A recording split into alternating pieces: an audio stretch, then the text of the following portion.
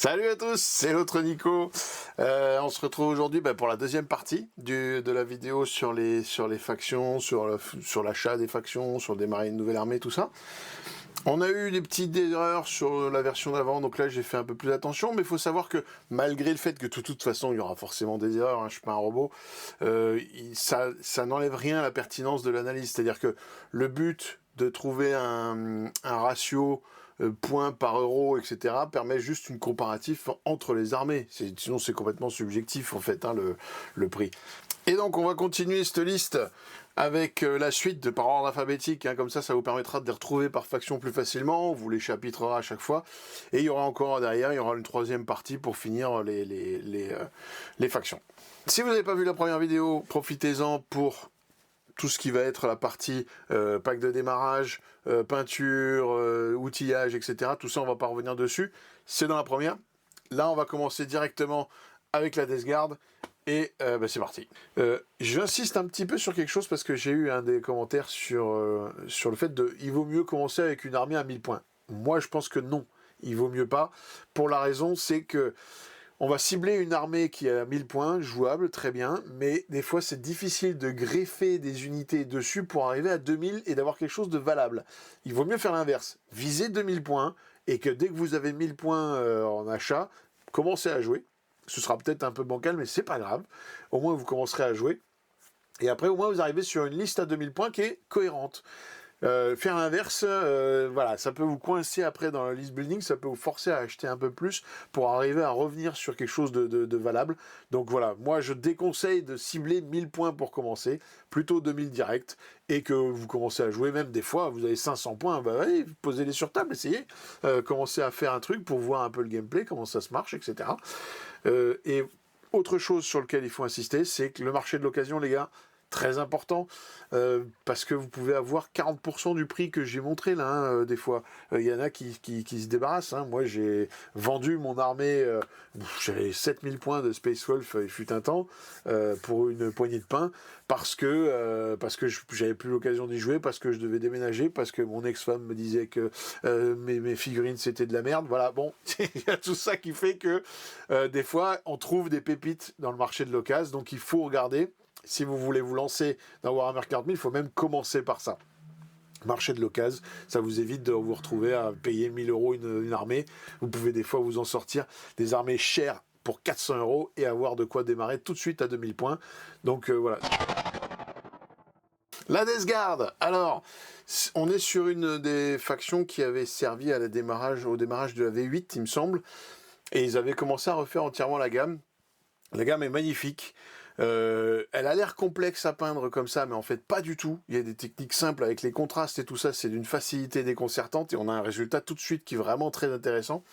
Donc faut pas s'arrêter au côté où ça a l'air super détaillé tout ça. Ça l'est, mais c'est vraiment facile à peindre. Et moi je suis nul, vraiment. Donc je vous dis, bon voilà, j'ai pas la référence. Mais du coup, sur table, ça a énormément de gueule. On a des gros SM lents avec des tripes qui dépassent, des machins, ça tank très fort, ça débuffe l'adversaire, ça machin. Donc on a un style de gameplay qui est quand même unique parmi tous les styles de gameplay Space Marine-like, on va dire. On a une grosse pièce centrale qui est Mortarion, qui est magnifique et qui donne vraiment de la gueule sur table. Et ça joue un peu tout. C'est-à-dire que vous pouvez faire du jeu véhiculé, vous pouvez faire du jeu très cac, vous pouvez faire du jeu très tir. C'est pas la faction qui agresse le plus, évidemment, vous avez compris, ils sont plutôt dans la lenteur et tout ça, et dans le côté méthodique. Par contre, vous avez parmi les meilleurs Terminators du jeu, les Death Shroud, ça pour le moment c'est des machines à peindre incroyables. En plus ils ont vraiment de la gueule. Vous avez les plagues marines qui sont très diversifiées, ça tire, ça caque, enfin voilà. Et plein de petits combos que vous allez pouvoir avoir en rajoutant des petits persos, vous allez voir. Donc il y a vraiment un truc super. C'est vraiment une bonne faction pour démarrer le jeu, pour démarrer le hobby en général, parce que c'est très accessible niveau peinture, c'est très accessible niveau gameplay. Par contre, pour le maîtriser, ça va aller très très loin, évidemment. Mais vraiment, on se fait plaisir en jouant à Warhammer, et on a une armée qui est belle sur table, quoi. L'intégralité de la gamme a été refaite pour la V8 et puis pour les versions qui sont arrivées après. On a vraiment déjà une belle gamme, mine de rien. Vous voyez, quand on prend tout ce qu'il y a sur la boutique, on arrive à peu près à 800 balles. Ça fait 1900 points. On est sur un standard, j'ai envie de dire, de Space Marine. Sauf que j'ai quand même mis un indice budgétaire B. parce qu'au final, on va voir que, en fait, c'est vraiment une faction Space Marine assez isolée, hein, mine de rien. C'est-à-dire que les Space Marines que vous achetez quand vous commencez une armée Plague, ou Death Guard, vous n'allez pas vous retrouver à jouer World Eater derrière, c'est pas possible. Donc vous êtes vraiment Death Guard, c'est votre codex, vous avez toutes les entrées dans le codex, à l'inverse des Space Marines, où vous pouvez avoir le codex Blood Angel, mais vous allez quand même dépendre du codex Space Marine, avec toutes les entrées de base. Là, c'est pas le cas, vous avez tout dans le codex, tout est unique au Death Guard, et c'est ça qui est quand même plutôt cool. Du coup, on a un ratio qui est de 2,45 par euro, ça fait 41 euros pour faire 100 points. Pourquoi j'ai mis un indice budgétaire B au lieu de C comme les autres Space Marines? Parce qu'en fait, la gamme n'est pas si grande non plus. Et donc, dès que vous allez mettre 2000 points d'armée dedans, vous allez commencer à vraiment pouvoir jouer. Et c'est parce qu'il y a un indice de rejouabilité qui est assez élevé derrière que je trouve que finalement, c'est pas si cher. Par rapport à des Space Marines normaux où vous avez tellement une gamme énorme que pour faire le tour, ça devient un peu compliqué. Ce qui fait que le budget à mettre dedans est quand même plus grand. Là, une fois que vous avez la gamme entière, vous pouvez jouer à tous les styles de jeu de la Death Guard et vous faire plaisir, etc. Et surtout qu'on est sur une des factions KO qui, je pense, est arrivée un peu au bout de la refonte globale de la gamme. Donc, il ne va pas y avoir de révolution dans la gamme. Vous risquez pas de vous retrouver à avoir des unités qui changent complètement, ou des unités qui disparaissent et qui reviennent, ou 50 entrées de plus derrière, ou des choses comme ça. Non, ça va être assez stable. Donc on a un indice budgétaire de B pour toutes ces raisons. C'est une armée qui a vachement bien tourné pour tout ce qui était compétitif et tout ça, toute la V10, surtout depuis que le codex est arrivé. Quand il y avait l'index, il y avait un côté un peu enclume qui servait juste à absorber un peu les armées adverses et qui tankaient, qui scoraient quand même, peu importe ce que faisait l'autre.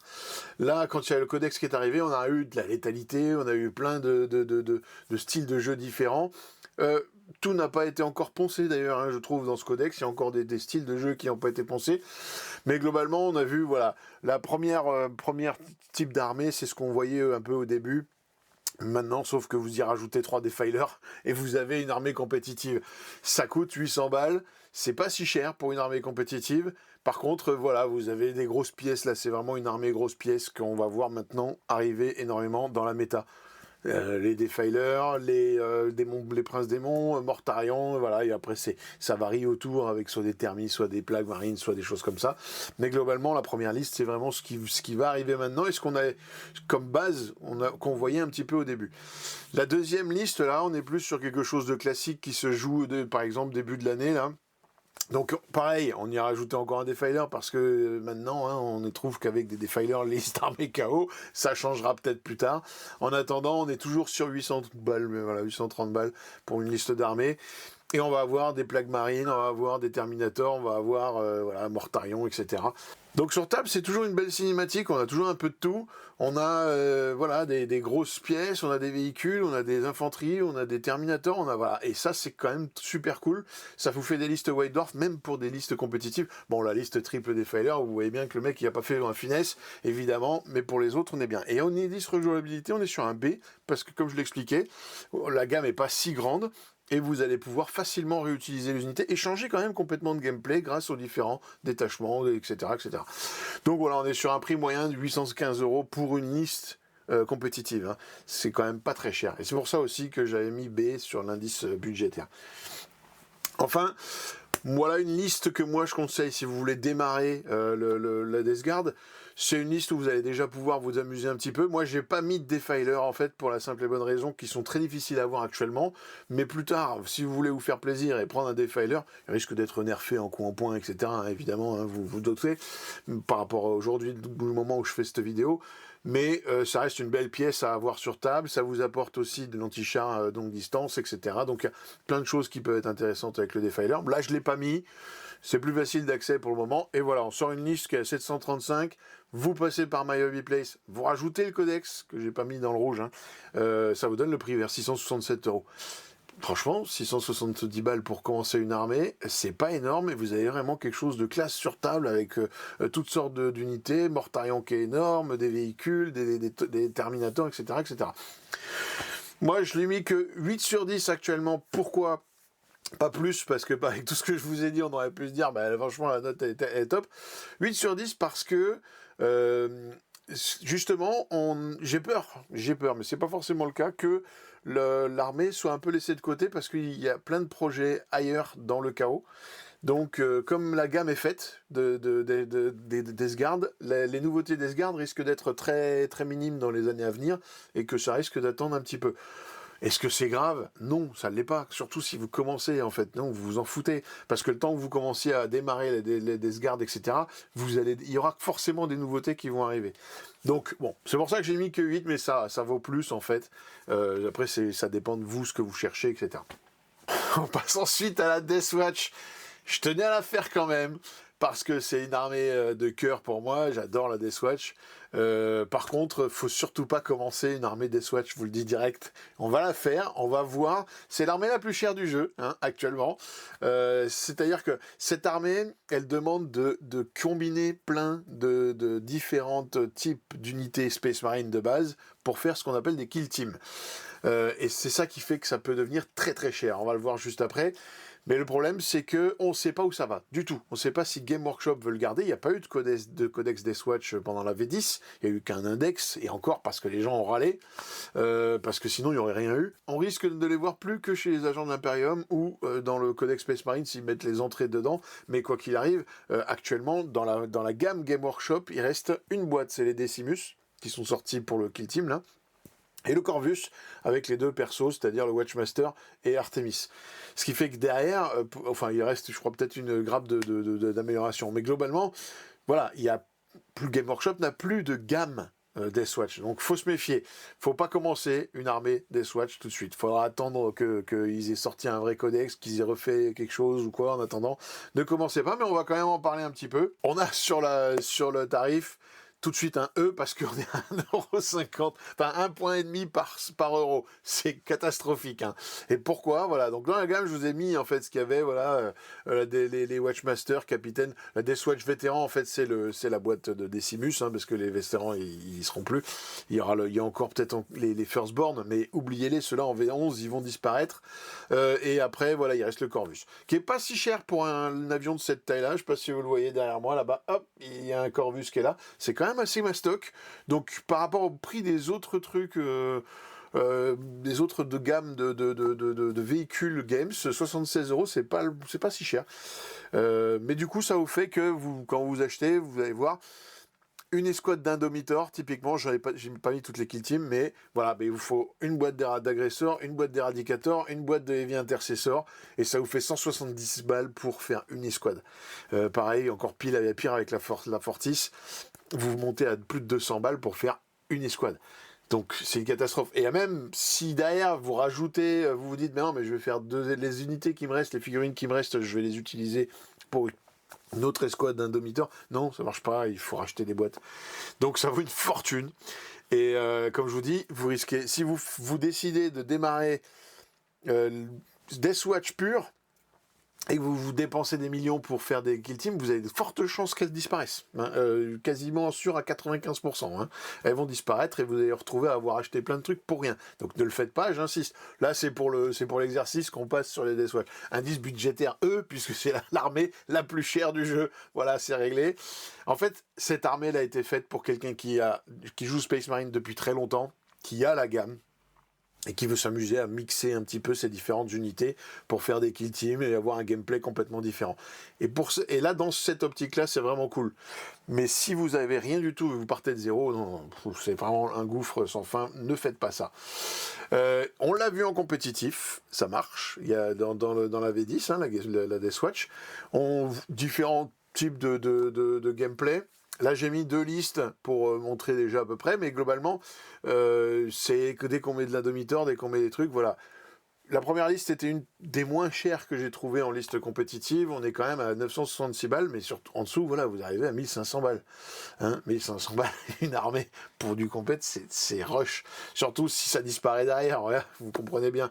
Donc en moyenne, on est à 1250. Et en plus, au niveau rejouabilité, c'est une catastrophe. Vous voulez jouer tiens, vous dites, j'ai envie d'intégrer une escouade de Spectrum.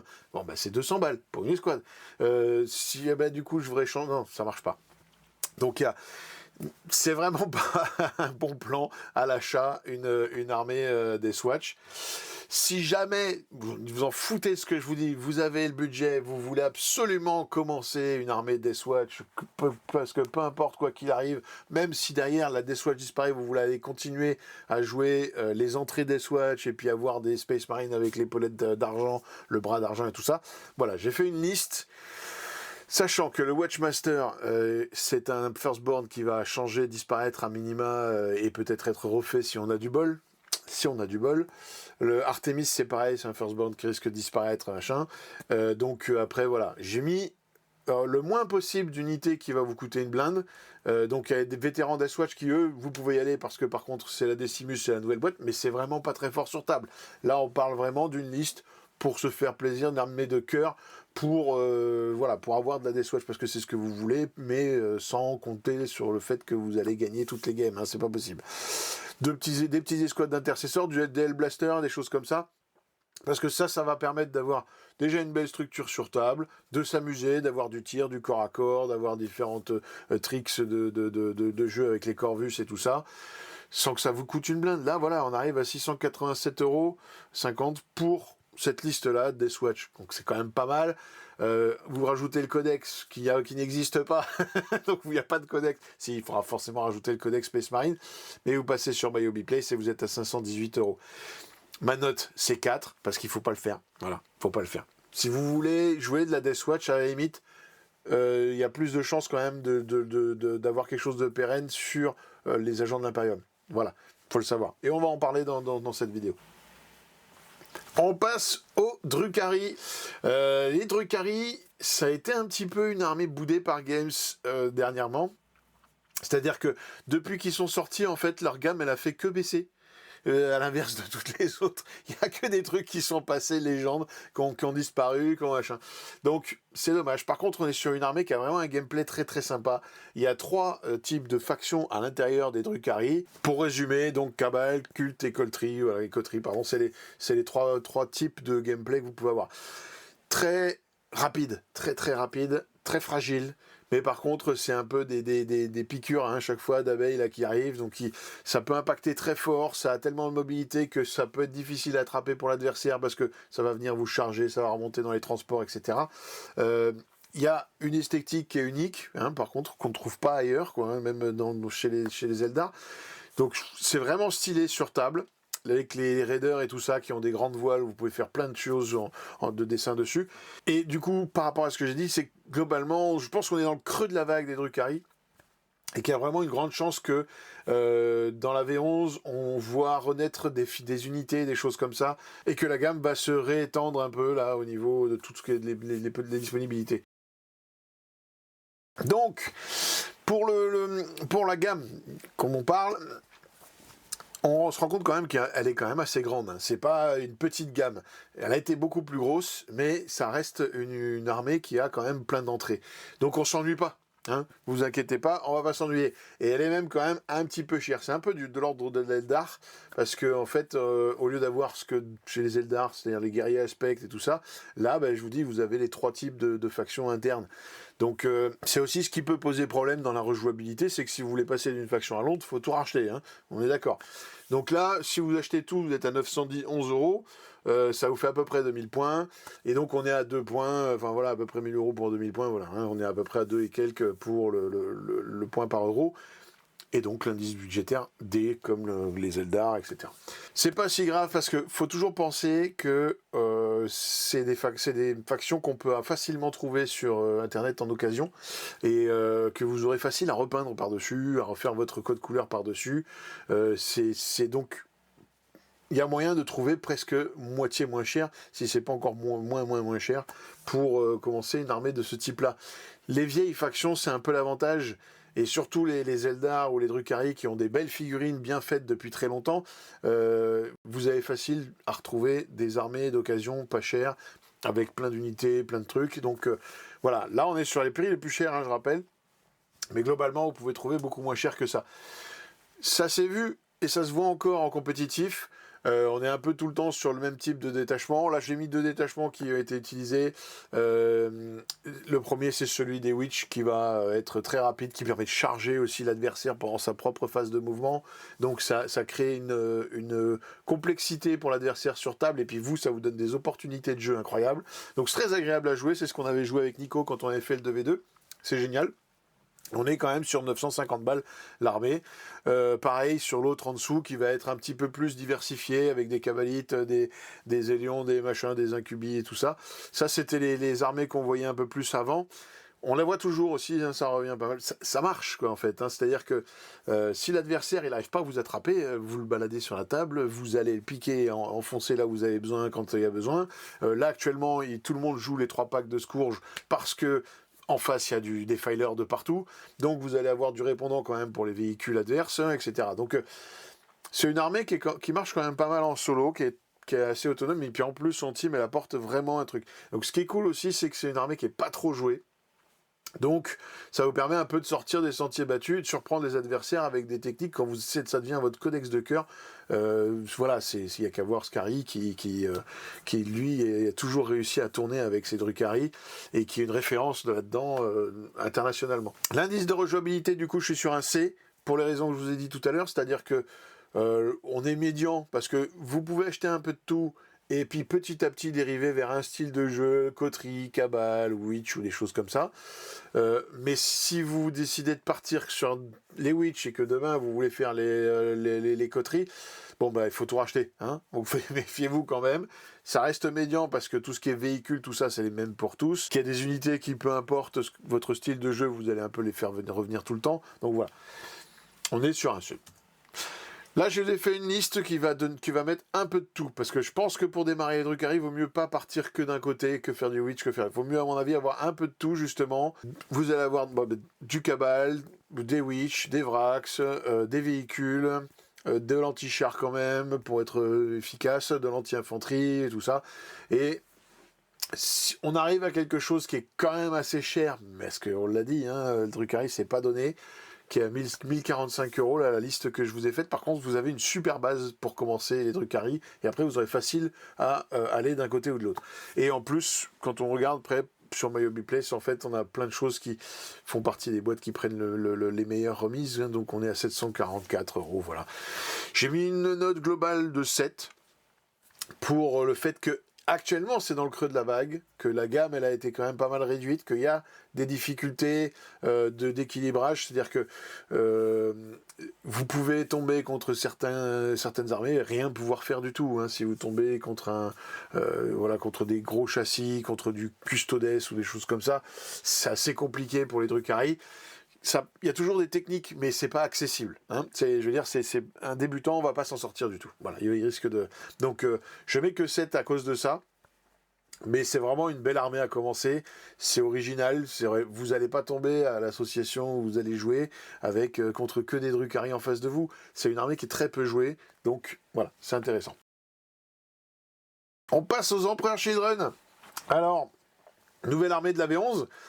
Donc il n'y a pas grand chose, hein. On est sur une gamme qui est toute neuve, mais donc à part les démons, oui voilà, mais qui n'a pas énormément de choses encore dedans. Pourtant, ils ont réussi à sortir un style de jeu vraiment à part, avec un design sur table vraiment à part, et donc une originalité qui est vraiment cool. Et vous avez quand même la pièce centrale Fulgrim qui est super beau, pour le moment il n'est pas très très fort, mais qui est le plus beau des Primarques. Ça vous avez bien compris que c'est Nico qui a décidé que c'était ça. Et après, vous avez un gameplay qui est quand même très nerveux, ça marche bien avec de l'élite, ça marche bien en petite infanterie, petites escouades qui vont être très impactantes avec des princes démons. L'arrivée en plus du Defiler comble vraiment ce qui manquait dans le codex, et ce qui va permettre aussi d'aller peut-être un peu dans d'autres détachements, parce qu'à la base, on a vu que la coterie. Alors ça prend toujours un peu de temps, il y a une inertie. Là, il vient à peine d'arriver, le Defiler, ça joue quand même en coterie, mais il y a vraiment moyen qu'on voit d'autres choses arriver. D'ailleurs, voilà, quand on regarde sur toute la gamme, vous achetez tout ce qui est sorti à peu près, hein, je n'ai pas tout mis, tout ce qui est sorti sur sur les Emperor Children, vous dépassez pas 400 €. Par contre, vous êtes sur un ratio qui est un peu le même que pour les Death Guard. On est à 2,54 points par euro. Et pourquoi je mets un indice budgétaire B par rapport aux autres Space Marines que j'ai mis en C? Pour la même raison un peu que la Death Guard, c'est-à-dire que là, vous aurez vite fait d'acheter la gamme. En plus, souvent, dans les boîtes de Combat Patrol ou de Battle Force, vous avez quasiment vous l'achetez 3 fois et voilà, vous avez toute l'armée pour vraiment pas cher. Et vous allez pouvoir faire un peu ce que vous voulez autour. Donc c'est pour ça que je l'ai mis en indice budgétaire B. Ce qu'on va voir, c'est que voilà, dans les armées compétitives, on n'est pas si cher non plus. Hein, on est à 900 €. Bon, le premier, vous avez 2 Defilers, les Lords Exultants, les 3 Princes Démons. Voilà, hein, c'est des trucs un peu lourds. J'ai mis en dessous une liste que je trouve beaucoup plus fun, qui est très compétitive, qui marche vraiment bien aussi, mais par contre, je trouve que sur table, là, elle claque, hein, parce que un Defiler, pas 3, c'est bien. Je trouve que c'est cool, le mec, il a vraiment une belle liste. Fulgrim, des infracteurs et tout ça, mais aussi des Noise Marines et des Flawless, il y a tout, ça joue tout. Franchement, je trouve que celle-là, elle est vraiment cool comme liste, et elle est à 863 €. Comme je disais, hein, dans les autres factions, si vous voulez partir sur une liste compétitive, même si ces listes-là, elles marchent à un instant T, que peut-être demain, elles marcheront plus, il y aura des variants dans la méta, elles seront quand même jouables, et vous pourrez quand même faire des bonnes parties avec, et gagner en partie amicale sans problème. Hein. Donc, c'est une possibilité de démarrer là-dessus. En général, les listes compétitives, c'est, voilà, il y a 3, donc du coup, c'est très redondant, et pour une base d'armée, c'est pas forcément le meilleur investissement parce que derrière vous allez devoir acheter énormément de choses. Là par exemple, la deuxième liste qu'on voit, elle est très bien, il y a de tout. Ça peut être une liste pour commencer l'armée sans problème. Et donc en moyenne, on est à 875 €, une liste compétitive, ça colle à peu près à ce qu'on a vu dans les autres chapitres Space Marine. Et Space Marine du chaos. Et moi, ce que j'ai fait, voilà.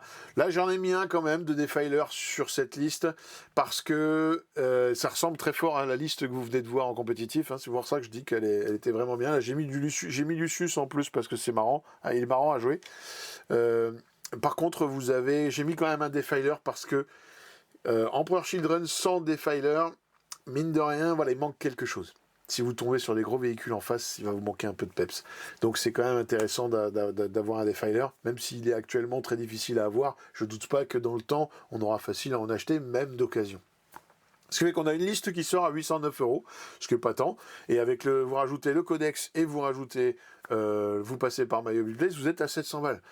Vous avez une armée qui va avoir forcément des nouveaux trucs, puisque c'est une nouvelle armée. Donc Game Workshop nous prépare des nouvelles entrées pour cette armée, c'est obligé. Donc ça va être cool. Vous êtes sur un style de jeu qui est vraiment unique. Même les mecs guitare électrique, etc. Là, c'est quand même super cool. Et donc j'ai mis une note globale de 8 parce que c'est vraiment une très très bonne armée, que ce soit pour commencer, que ce soit pour changer de style de jeu, de tout ça. Sachant que j'en parle pas, mais à chaque fois, mais qu'il y a toujours la possibilité d'y greffer les démons de Slaanesh avec. Donc, et ça risque peut-être, ce qu'on s'imagine avec Nico, c'est que en V11, ça risque d'être beaucoup plus facile à faire parce qu'avec les points des détachements, il y aura certainement possibilité de rajouter du démon dans une liste, dans n'importe quelle liste par exemple, même une coterie ou je ne sais pas. On verra. Donc, en tout cas, facile d'avoir des démons en plus qui rejoignent l'armée Emperor Children. C'est une gamme qui est réduite, mais il y a quand même énormément de choses avec énormément de personnages. On est sur un style d'armée qui est plus dans la horde sacrifiable. Ça repop, ça revient, ça submerge, voilà. Globalement, le lore, c'est qu'il y a un Genestealer qui est caché quelque part, qui a contaminé un mec, qui a créé un culte, et il y a petit à petit, de génération en génération, il rentre un peu dans tous les réseaux d'une planète, minier, etc. Il travaille partout, et un jour il se révolte quand il y a les tyrannides qui arrivent pour préparer la place. Ils sont contents en espérant être libérés par les tyrannides, sauf que les tyrannides arrivent et ils les bouffent. Donc c'est pas une armée où on a envie de s'attacher aux membres de l'armée, quoi. C'est pas fait pour d'ailleurs, il n'y a pas de personnage nommé chez les Genestealer Cult. Le but, c'est vraiment que des personnages qui soient aussi sacrifiables que le reste, en fait. Mais avec un côté fanatique vraiment très très sympa. Donc, voilà, mine de rien, la gamme, elle a quand même une belle liste. Là où on voit voilà, le plus gros, c'est vraiment les personnages. Il y en a une tripotée, on en met partout.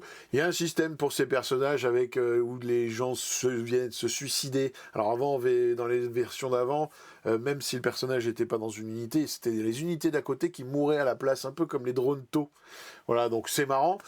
Il y a quand même des assassins, des stratèges, des machins. Il y a vraiment plein de types de personnages qui sont impactants en plus dans le jeu.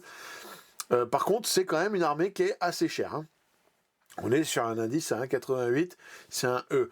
C'est plus l'armée la plus chère du jeu, parce qu'à un moment c'était vraiment ça, hein, c'était l'armée la plus chère, vous étiez à 1 euro le point pour certaines unités, hein, et que vous étiez obligé de tartiner pour pouvoir avoir quelque chose. Donc c'est quand même une armée, de toute façon elle est très chère, mais elle est plus aussi chère qu'avant, parce que ça s'est un peu rééquilibré aussi dans les datasheets environ. On voit quand même qu'on va être autour des 1000 euros, un peu, ça ressemble un peu à ce qu'on fait avec l'Astra. C'est d'ailleurs une armée que vous pouvez facilement allier et soit à l'Astra, soit au Tyrannide. Donc il y a vraiment des choses cool à faire. Hein. Vous pouvez faire un code couleur incroyable, les figurines sont vraiment belles, il y a plein de choses. Et là, en compétitif, ça marche, ça a marché, ça a été utile, que ce soit en solo ou en équipe. Comme c'est une armée qui est très peu jouée, pareil, hein, même encore moins peut-être que les Drukhari, ben voilà, les gens en face ils comprennent pas ce que vous faites, donc vous avez déjà un avantage là-dessus, et c'est pas négligeable dans le jeu de Warhammer. Mais au plus, ça vous permet d'avoir quelque chose d'un peu original.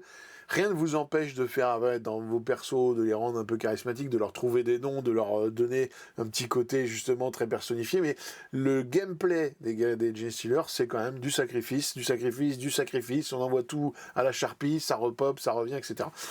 Donc on a des listes qui sont très populeuses, mais qui sont bien sur table parce qu'il y a plein de diversité quand même.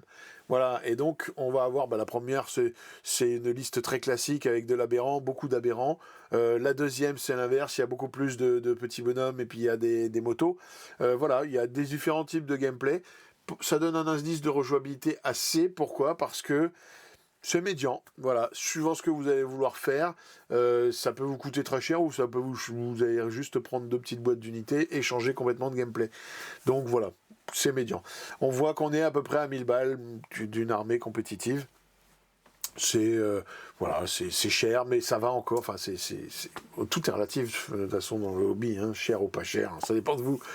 Moi, je vous ai fait une liste pour commencer avec justement un peu de tout.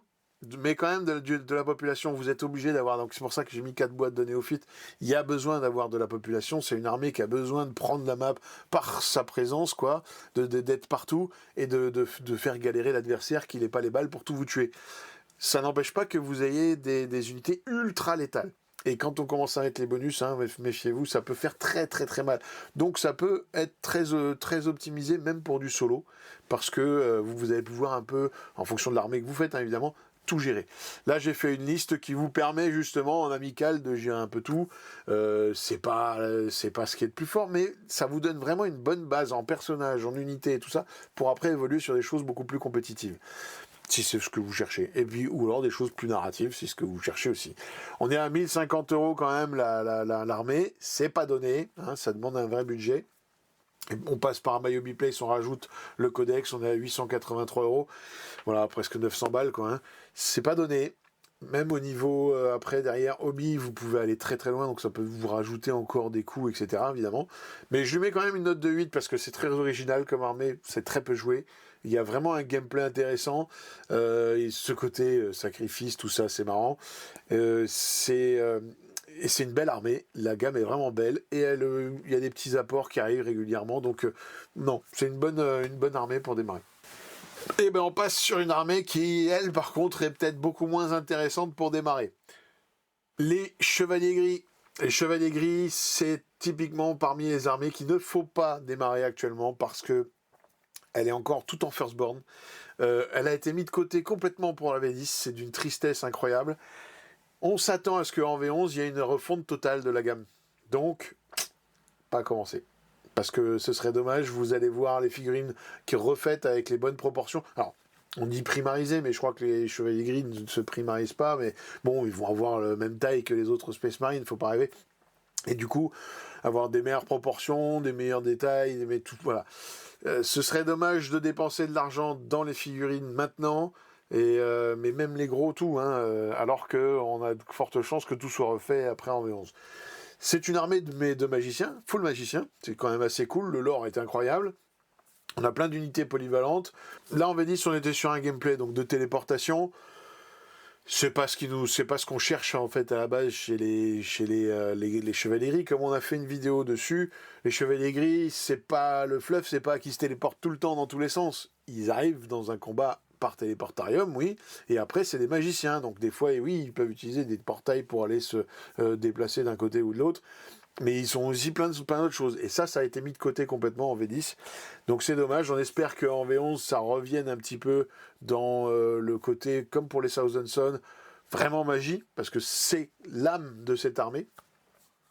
Mais par contre, si demain cette armée est refaite et c'est ultra chouette comme armée, vraiment, on a un lore qui est incroyable, des personnages ultra charismatiques, c'est le côté unique enfin, c'est-à-dire que c'est le côté underground des Space Marines parce que sont inconnus normalement du grand public. Hein.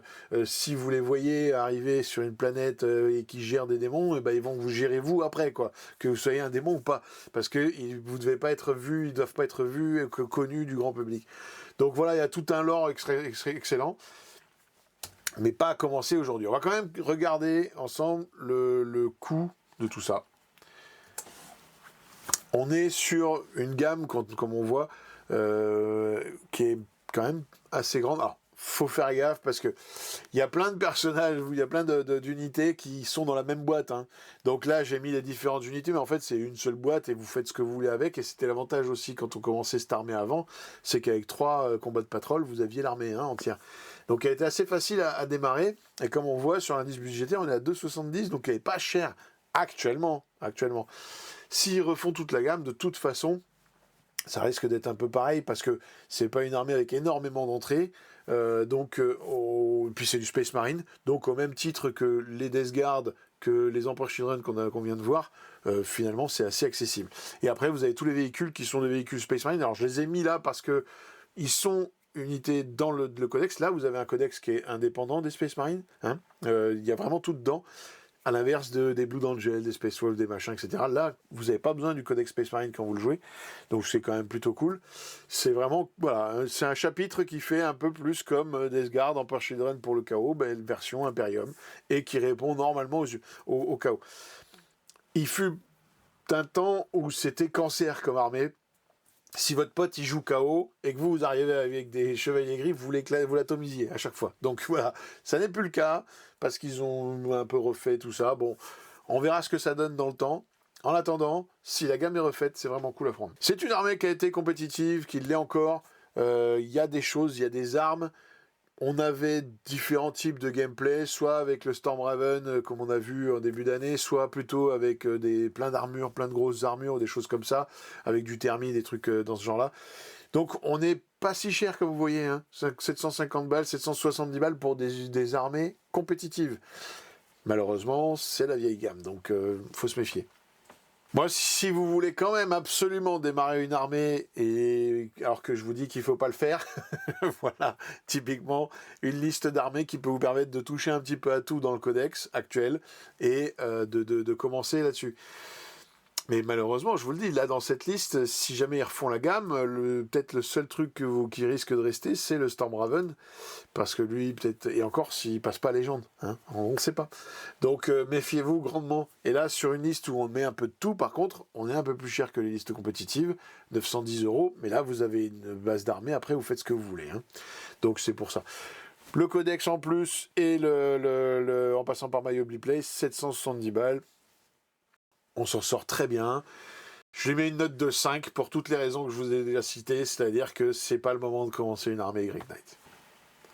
On passe à la meilleure armée du jeu. Eh oui, une des meilleures, avec les taux. Bon, c'est mon point de vue, évidemment. Les agents impériaux. Alors, une armée qui change quasiment tout le temps. C'est vrai, on sait pas trop ce que Games veut faire avec ça. Ils nous ont lancé l'Imperial Agent. On se demande si c'était pas pour revenir un peu à ce qu'était à l'époque les chasseurs de démons ou je sais plus quoi, enfin les Ordo Xenos, les différents Ordos, où vous jouiez Inquisition, quoi, avec ils avaient mis un peu déjà des Swatch à l'époque, un peu de Chevalier Gris. Là, c'est le cas. Hein. Vous pouvez jouer de l'assista, de la Deathwatch, du Chevalier Gris, tout ce qui est de la petite infanterie et tout ça qu'on va voir juste après.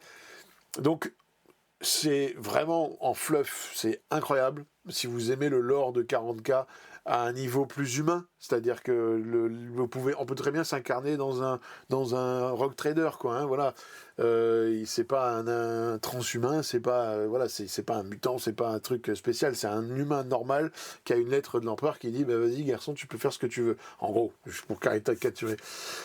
Et donc on a vraiment un lore incroyable, mais du coup c'est des armées qui sont très éclectiques, il y a un peu de tout. Du transhumain, du véhicule, de l'assista, tout ça, enfin vraiment voilà. Ça donne un truc sur table incroyable, à jouer actuellement très compliqué parce que Games on a bien vu qu'ils ont mis ça complètement de côté, ils ont sorti le bouquin, ils l'ont laissé en plan comme ça. Ça sert plus actuellement d'allié dans d'autres codex que de codex à part entière. Moi je joue en codex à part entière, ça marche très bien, vous avez fait un rapport de bataille avec eux, si c'est une armée qui vous tente, allez voir ce rapport de bataille, il est toujours valable, et en plus ça vous permet d'avoir vraiment un œil sur tout ce qui peut se faire dans l'armée. On est sur une gamme qui est quand même très chère, hein, méfiez-vous. C'est une gamme avec des personnages qui eux-mêmes déjà sont chers par rapport à leur coût en points, en fait. C'est-à-dire que le moins de figurines, elle coûte autant qu'un capitaine Space Marine, sauf que ça vaut 2 fois moins donc en points. Donc c'est pour ça que c'est un peu cher. Il y a les différentes kill teams, parce que c'est énormément de ça, hein, tout ce qui est sanctifieur, exaction, enfin les flics. C'est des kill teams à la base, ça vient du jeu Kill Team. Les différentes unités de réquisition, ce qu'on dit, c'est-à-dire que c'est les inquisiteurs qui leur disent bon bah vous venez, donc il y a des Swatch, il y a les chevaliers gris et il y a les Sista. Donc j'ai mis un peu tout là-dedans pour qu'on ait une visibilité un peu globale de la faction. On arrive à 1100 € quand on achète toutes les entrées à peu près, il n'y a jamais tout. Hein. Pour 2100 points, donc c'est ça qui fait qu'on a un indice à 1,90, on est sur un E, c'est une armée qui est très chère. En liste compétitive, il y en a eu, il y en a eu quand même, il y en a eu, pas beaucoup, mais il y en a eu. Il y a différents types de jeux. Celui que j'ai joué, moi, par exemple, avec beaucoup de vétérans qu'on a fait dans le rapport de bataille, franchement, il y a des armes, ça peut marcher très fort sur du compétitif. En général, ce qui se passe, c'est qu'on rajoute souvent un IK pour qu'on ait quelque chose en plus qui structure un peu plus la table avec un gros capacité de tanking, surtout que vous allez le soutenir avec plein de petites unités qui vont aussi bloquer l'adversaire, embourber l'adversaire, etc. De l'assassin qui permet aussi d'avoir plein de tricks de jeu. Donc vraiment, au niveau gameplay après sur table, c'est ultra diversifié et on se régale. Mais les armées, voilà, elles comptent à peu près 1000 balles. Hein, les deux armées que j'ai mis là en compétitif, elles coûtent à peu près 1000 balles. Mais sur table, vous avez une belle cinématique, une belle diversité. En rajoutant un Nika, franchement, moi je trouve que à jouer, c'est génial.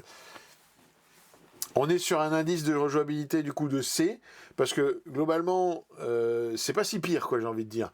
Vous allez acheter un peu déjà la base, c'est-à-dire des rogue traders, des inquisiteurs, des breachers, des escouades de flics avec les boucliers par exemple et tout ça. C'est des unités que vous allez rejouer un peu tout le temps pour le moment chez l'agent, peu importe ce que vous avez envie de faire. Ça peut se jouer en horde absolue pour aller nourrir l'adversaire avec plein d'OC, plein d'unités d'infanterie, etc. Ça peut se jouer beaucoup plus élite avec du Terminator, avec du vétéran des Swatch, etc. Donc, quand on passe de l'un à l'autre, évidemment que ça peut vous coûter cher, mais ça reste médian. Franchement, ça va. C'est pas déconnant. Là, je vous ai fait une liste que moi j'adore. Voilà, c'est des genres de listes que j'aime bien pouvoir jouer. La Deathwatch vétéran, toujours, je vous dis, c'est la Decimus ou l'Aquila, du coup, quand on joue Agent de l'Imperium, parce que les vétérans Firstborn, ils vont disparaître certainement en V11, donc passez pas dessus. Mais la petite kill team Aquila, elle a quand même des armes. On dit que c'est nul, mais parce que par rapport au Firstborn, évidemment, c'est nul. Mais ça reste très sympa pour 100 points. Vous avez des armes lourdes qui sont très efficaces. Vous avez un bolter lourd qui est quand même en 5.23. C'est les armes Deathwatch, donc des armes vraiment améliorées, qui aussi peut faire lance-flamme sur un Overwatch très intéressant pour 100 points, avec un marteau dedans, des armes spé, etc. Donc il y a des choses à faire quand même. Là, j'ai mis les différents inquisiteurs qu'on peut jouer comme ça pour se faire plaisir. 2 assassins quand même, parce que vous avez la possibilité dans ce codex de switcher les assassins au début de la game. Hein. Allez voir le rapport de bataille. Mais du coup, ça vaut le coup d'avoir les 4 après dans sa collection assez rapidement. C'est pour ça que là, j'en ai déjà mis au moins 2 dans la liste. Ça fait une liste qui est chère, à 1120 balles. C'est cher, comme je vous avais dit. On descend en dessous de la barre des 1000 balles quand on passe par Mario Place. Mais moi, je mets quand même une note de 7 sur 10 pour cette armée. Alors, que 7 ? Parce que moi, vraiment, c'est une armée de cœur, j'adore. Hein. Je lui mettrais 10 sinon. Que 7, pourquoi ? Parce qu'on ne sait pas où Games veut en venir avec ce codex. On ne sait pas comment ça va être suivi, on ne sait pas ce qui va se passer. La seule chose qu'on sait, c'est que depuis la V9, Games a dit que quand il sortait un nouveau truc, ça avait une durée de vie de minimum 8 ans. Donc, on ne s'attend pas à ce que les entrées disparaissent, hein, pas du tout, ni qu'elles passent en légende. Par contre, comment est-ce que ça va être structuré ? Est-ce qu'on va avoir un autre agent de l'Imperium avec la Deathwatch intégrée plus dedans ? Est-ce que finalement ça va s'intégrer au Codex Space Marine ou ça va être juste un codex d'alliés ? Est-ce qu'il n'y aura pas forcément peut-être de détachement avec ? On ne sait pas. Donc, on se méfie, c'est pour ça que je mets que 7, mais je pense qu'on prend pas trop de risques quand même. La gamme est magnifique, et les figurines sont neuves, vous pouvez y aller. Et quand on met un petit allié lourd, un peu un Canis, un Rex sur table, c'est vraiment classe. On s'amuse, on a plein de gameplay différents. Franchement, si ça vous branche, n'hésitez pas, ne vous arrêtez pas au fait que c'est pas compétitif, on le voit jamais en tournoi, etc. La raison principale de pourquoi on le voit pas en tournoi, c'est que c'est assez long à jouer parce que vous avez plein de types d'unités différentes, donc avec plein d'armes différentes et plein d'armes différentes à l'intérieur de chaque escouade, avec des profils donc en pagaille, quoi. C'est peut-être l'armée qui a le plus de profils d'armes différents, et c'est ça qui rend en fait aussi l'armée difficile à jouer en compétitif parce que vous êtes dépendant d'une cloque, et donc quand on est dépendant d'une cloque, on peut pas se permettre d'avoir des armées qui durent trop longtemps. Ben justement, on passe aux Imperial Knights, aux chevaliers impériaux. Alors, on en a parlé pour l'agent de l'Imperium, pour mettre un Knight en allié chez eux, mais ça peut aussi être très bien l'inverse, c'est-à-dire que vous jouez une armée de Knight, donc comme pour le RK, c'est assez accessible en prix, ça va être facile. On a des gros robots, on a une esthétique incroyable, on peut faire de la peinture, des détails dessus, rajouter plein de trucs, vous pouvez vraiment vous faire plaisir avec cette gamme. En général, en tournoi, vous avez toujours des mecs qui sont fans de ça, comme chez nous dans l'assaut, on a Pougli qui nous fait des trucs super, à rajouter un arbre au-dessus de son lancier. Voilà, il y a vraiment plein de choses à faire au niveau hobby, avec des grosses pièces. Sur table, on a un gameplay d'IK-RK, hein, de gros robots. On ne joue pas à tout Warhammer, mais on se fait quand même vraiment plaisir. C'est vraiment cool. Et en plus, vous avez plus de versions dans les IK que dans les RK. Il y a le destrier qui est arrivé, qui est un peu l'intermédiaire. Donc ça veut dire que vous avez 4 types de formats, un peu le gros format que vous voyez là en plein milieu de la photo, le questoriste base, le lancier et après les armingers. Bon, il y a encore plus que ça évidemment, puisqu'il y a les autres qui sont encore plus hauts sur pattes. Bref, il y a quand même une sacrée gamme, mine de rien. Et on va voir que, à force, finalement, c'est pas devenu si peu cher que ça de commencer une armée IK. On est sur un indice budgétaire de B seulement. Alors, ça, j'aurais pu le faire aussi pour le RK, je l'ai pas fait, j'ai pas mis tout ce qui était lanceur, etc. Pour le RK, je m'étais arrêté vraiment aux entrées uniquement au RK. Mais globalement, en fait, c'est un peu le même topo qu'avec l'IK. J'ai mis un indice budgétaire de B. Vous avez quand même moyen de commencer avec un indice budgétaire de A, les IK. C'est parmi les moins chers des armées. Même si là, on est à 2,57 points par euro. En fait, c'est en fonction des listes d'armées pour commencer. Vous pouvez être beaucoup, beaucoup moins cher. Hein, là, c'est parce que on a des entrées. Typiquement, le nouveau destrier, il est cher et il coûte beaucoup moins en points. Donc, il me fait baisser ce ratio. Et après, vous avez les chevaliers Cerastus, là, qui sont à 170 balles. C'est pareil, qui sont pas forcément... qui vont vous faire baisser ce ratio aussi par rapport à ce qu'on avait vu chez le RK. Actuellement, ça marche, ça tourne en compétitif, ça a un peu toujours marché. De toute façon, IK, RK, c'est des codex qui se jouent un peu tout le temps. Faut pas avoir peur. vous risquez, enfin, il y a eu à aucun moment, je crois, si Ika, il y a quelques passages dans la V10 où c'est resté sur l'étagère en compétitif, mais où c'était très valable en amical quand même. Là, j'ai mis deux listes de compétitives. Vous avez la première qui est un classique avec 5 gros, hein, voilà. C'est vraiment le stat check, hein, pour l'adversaire, c'est-à-dire que s'il galère à en tuer un et que vous en avez 5, ça va être compliqué la partie pour lui, hein. Donc voilà, le deuxième, c'est ce qu'on voit arriver de plus en plus avec de différentes tailles. Donc avec le destrier qui arrive dedans et avec les armingers. Et du coup, voilà, on est entre 900 et 800 balles. Donc j'ai mis 870 en moyenne, c'est un peu ça. Indice de rejouabilité, on est sur un A, pour simplement que le même principe que les RK, vous allez aimanter les armes et vous allez avec une seule boîte avoir plein de profils différents. Donc en fait, vous vous servez toujours de la même boîte et puis vous allez changer votre gameplay, changer type d'arme. Ça peut être un gros cac, mais en fait vous préférez qu'il passe en tir, vous lui remettez les armes de tir. Donc voilà, pour cette raison, ça fait partie des armées les plus rejouables. Et ça c'est vraiment cool parce que c'est des grosses boîtes qui coûtent cher, donc en plus on en profite. Et du coup, moi, ce que je vous ai fait comme armée, c'est typiquement une armée qui a déjà pas mal de gueules sur table, avec différents types de tailles, et vous sortez à 600 €. Voilà. C'est pour dire qu'on est vraiment, quand j'avais mis B en indice budgétaire, c'est par rapport à toutes les entrées qu'il y a aujourd'hui. Mais quand on veut commencer un IK, c'est une des moins chères du jeu. 600 balles, vous rajoutez le codex, vous mettez, vous passez par MyHobbyPlace, vous êtes à 535 €. Pour commencer Warhammer à 2000 points, c'est quand même plutôt pas mal. Vous avez des moyens, le destrier qui est nouveau en plus, qui est quand même assez cher, mine de rien. Le Crusader, un Canis, vous mettez des petits à côté. Là même dans cette liste d'achat, vous avez un quatrième petit en rab, parce que c'est des boîtes de 2, hein, tout simplement. La note globale, 9, pour toutes ces raisons. C'est un gameplay qui est particulier, des gros robots, quand on aime ça, foncez. C'est accessible, que ce soit au niveau gameplay ou au niveau prix. Au niveau hobby, c'est aussi accessible. Vous avez facile à faire des délires dessus, à faire un peu ce que vous voulez, à vous lâcher, donc faites-vous plaisir. Voilà. On arrive aux Votann, les nains de l'espace, les seuls, hein, qui a que eux en nains, il n'y en a pas d'autres. C'est une gamme qui a commencé en V9 et franchement, elle a déjà une grosse gamme pour une armée toute neuve.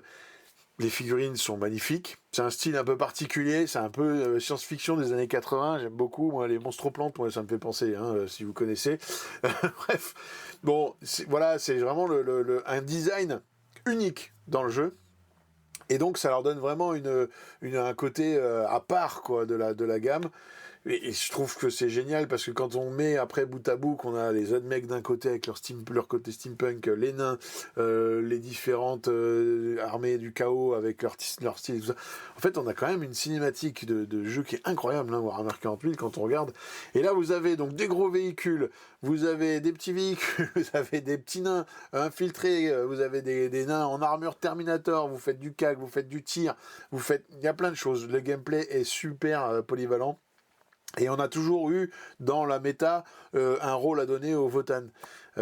C'est vraiment une armée intéressante à démarrer. Alors là, tous les jours. Si ça vous plaît, les nains, c'est le moment. Et on va en parler pourquoi.